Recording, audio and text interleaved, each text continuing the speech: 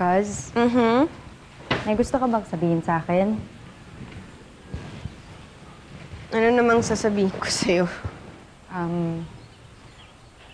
Yung totoong dahilan kung ba't ayaw na ayaw mong magpa-party sa baby ninyo ni Jordan, tsaka yung dahilan kung ba't lately parang kinakabahan ka na, hindi ko maintindihan kasi. Tingnan mo, alam ko yung itsura na yan. Alam ko pag may dinadamdam ka, Kaz. Please, you can tell me.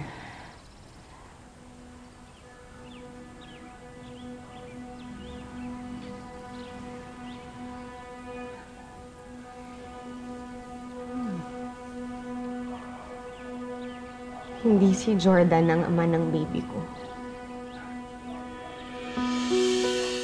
Gusto naman ni Chris. Ano? Kaz, paano? May resulta yun, di ba? May test, tsaka sinabi sa resulta si Jordan yung ama ng bata. So, paano nangyari yun? Kasi... Cuz, hindi totoo yung resulta na nakuha natin. Pineki namin yun ni Mama. Oh my God, Christy! Ano bang pinasok mo? Tsaka, ang tanong ko sa'yo, paano mo nagawa yun? Paano mo nagawa kay Jordan yun?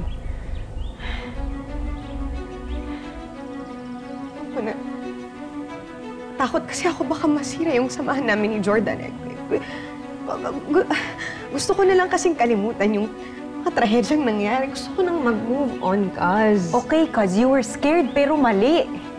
As in, mali, Christy. You should know better. Hindi ko na kasi alam anong gagawin ko nung panahon na yun. Parang naiipit na ako sa lahat. Parang wala na akong ibang option. Ito na lang, Kaz, ito na lang. Para hindi malaman ni Jordan. Pero kasi hindi mo lang naman kasi tinago yung totoo. Pinalitan mo pa. Wait lang, Christy. Sino ba ang ama? Ha? Si Leon ba? Kaya ka nagkakaganyan?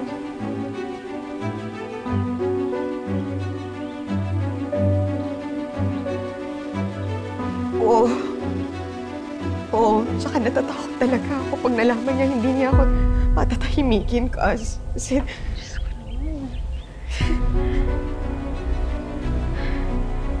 Okay, Kaz. Kailangan ko lang sabihin sa'yo na walang sikretong hindi nabubunyag. Okay, parang dumi ng aso sa kalsada. Pag natapakan mo, hahabulin ka ng mabahong amoy na yan kahit saan ka magpunta. It's not going to go away unless hugasan mo yan. Kaz, anong gagawin ko? Anong gagawin ko? Ipagtapat mo kay Jordan yung totoo, makinig ka sa akin. Please, kahit ngayon lang. Natatakot ako. Natatakot ako. Sorry. I'm so sorry.